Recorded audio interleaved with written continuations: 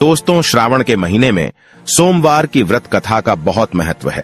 यह अत्यंत महान और प्राचीन कथा है, जिसका श्रवण करने मात्र से ही मनुष्य प्राणी पापों से मुक्त होता है। इस कथा में माता पार्वती और भगवान शिव की कृपा का चमत्कारिक प्रसंग सुनाया गया है।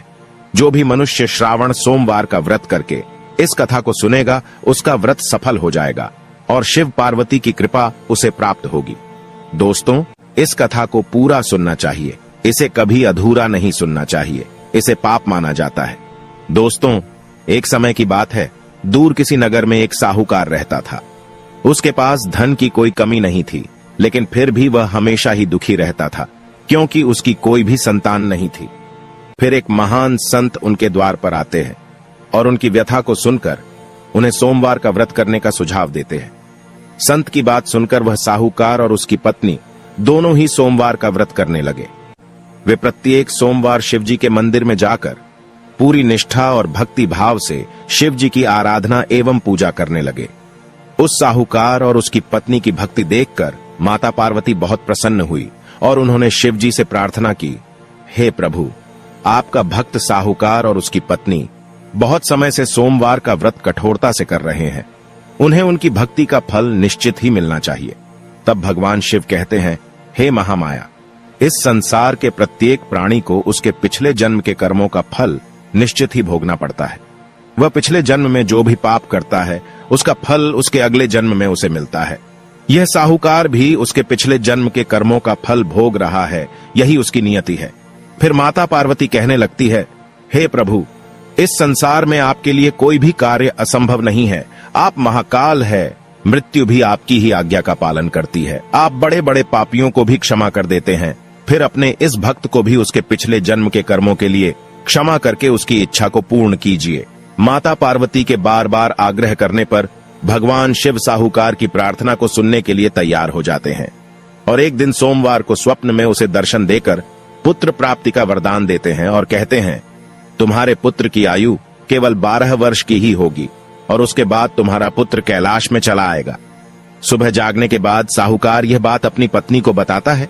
वे दोनों ही ना तो प्रसन्न होते हैं और ना ही दुखी, किंतु भगवान की इच्छा समझकर स्वीकार कर लेते हैं और फिर से शिव भक्ति में लग जाते हैं। फिर कुछ समय के बाद उस साहूकार को पुत्र रत्न की प्राप्ति हुई, जिससे प्रसन्न होकर साहूकार ने पूरे गांव में धूमधाम से उत्सव मनाया।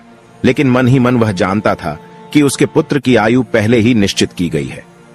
कुछ साल बीतने के बाद जब साहूकार का पुत्र 11 साल का हुआ, तो उसने उसे काशी में विद्या ग्रहण करने के लिए भेज दिया।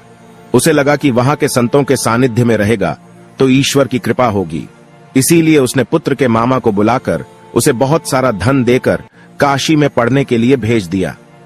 जाते समय उसने उनसे कहा कि रास्ते में जो भी साधु संत मिले उनकी सेवा करना, दान धर्म करना और जहां भी शिव मठ अथवा मंदिर मिले वहां शिव जी की पूजा करते हुए जाना। और फिर पिता से आज्ञा लेकर वे दोनों काशी की ओर प्रस्थान हुए। काशी के मार्ग पर में उन्हें एक नगर मिला, जहां पर एक राजा की पुत्री का विवाह एक राजकुमार से होने जा रहा था।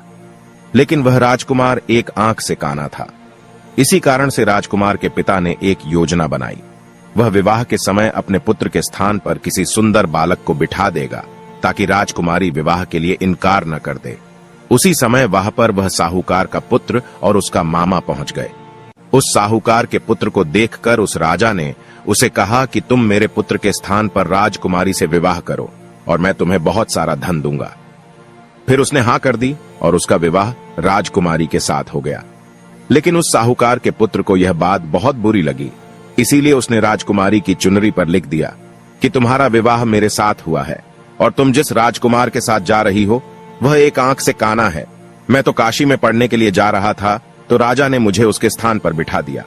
साहूकार के पुत्र के जाने के बाद जब राजकुमारी ने यह बात पढ़ी तो वह बहुत क्रोधित हो गई और उसने यह बात अपने पिता को बता दी और उस राजकुमार के साथ जाने से इनकार कर दिया। और फिर वह रोते हुए शिवजी के मंदिर में जाकर शिवजी की पूजा करने लगी। उसने अपने पति को वापस पाने के लिए सोमवार का व्रत करना शुरू कर दिया। दूसरी ओर साहूकार का पुत्र और उसका मामा दोनों काशी में पहुंच गए। वहां पहुंचने के बाद उन्होंने कई साधु संतों की सेवा की और दान धर्म करने लगे। फिर जब साहूकार के पुत्र की आयु 12 वर्ष की हुई तो उसके मामा ने काशी में एक यज्ञ का आयोजन किया और सभी ऋषि मुनियों को निमंत्रण दिया। यज्ञ के बाद साहूकार के पुत्र को नींद आने लगी और वह सोने के लिए शिव मठ में चला गया और उसी समय नींद में उसकी मृत्यु हो गई। जब उसका मामा उसे देखने के लिए अंदर आया तो उसे पता चला कि उसके भांजे की मृत्यु हो चुकी है, जिससे वह बहुत दुखी हुआ, लेकिन वह चुप रहा और उसने सभी ब्राह्मणों और ऋषि मुनियों को दान दक्षिणा करके विदा किया। उसके बाद वह बहुत जोर जोर से विलाप करके रोने लगा और भगवान शिव और माता पार्वती को पुकारने लगा। उसी समय माता पार्वती और भगवान शिव आकाश मार्ग से गुजर रहे थे, तो माता पार्वती ने उसका विलाप सुना तो उन्हें बड़ी दया आ गई। उन्होंने भगवान शिव से उसके दुख दूर करने के लिए कहा, तो शिव जी कहने लगे, देवी, यह उसी साहूकार का पुत्र है जिसकी आयु केवल 12 वर्ष की निर्धारित की गई थी। लेकिन मां तो मां होती है, उसकी ममता की कोई सीमा नहीं होती। अपने पुत्र को वह कभी दुख में नहीं देख सकती। इसीलिए माता पार्वती मातृभाव से विभोर होकर शिव से आग्रह करने लगी, हे प्रभु, देखिए उस बालक के मामा आपके शिव भक्त है। उस साहूकार के पुत्र की पत्नी भी सोमवार का व्रत कर रही है और अपने पति की राह देख रही है। उसकी माता भी अपने घर उसकी राह देख रही है। आप अपने इतने सारे भक्तों को कैसे दुर्लक्ष्य कर सकते हैं? वे सभी उसके वियोग में प्राण त्याग देंगे। कृपया आप उस बालक पर कृपा करें। माता पार्वती के आग्रह पर शिव जी ने उस बालक को फिर से जीवित कर दिया और उसे लंबी आयु प्रदान की। वह बालक फिर से जी उठा और महादेव को धन्यवाद करने लगा। फिर काशी में शिक्षा प्राप्त करके वह बालक अपने नगर की ओर लौटने लगा। रास्ते में वह उस नगर भी पहुंचा जहां पर वह राजकुमारी उसकी प्रतीक्षा कर रही थी। फिर राजा को जब इस चमत्कार का पता चला तो उसने उसकी पुत्री का विवाह उस साहूकार के पुत्र के साथ कर दिया और बहुत सारा धन धान्य देकर विदा कर दिया।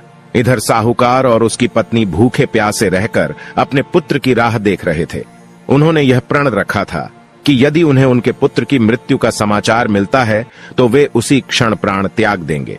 लेकिन महादेव की अनुकंपा से उन्हें पुत्र के जीवित होने का समाचार प्राप्त हुआ और वे अति प्रसन्न हुए और घर पर पुत्र के आने पर उन्होंने उनका भव्य स्वागत किया।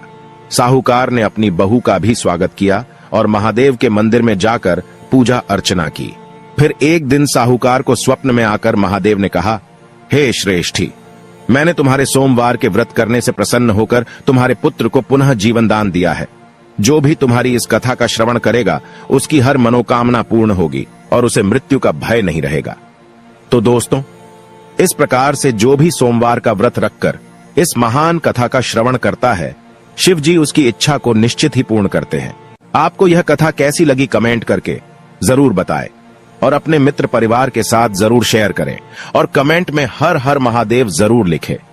अधिक धार्मिक जानकारी के लिए हमारे 18 ही पुरानों चैनल को सब्सक्राइब करें और हमसे जुड़े रहें। आप सभी का धन्यवाद।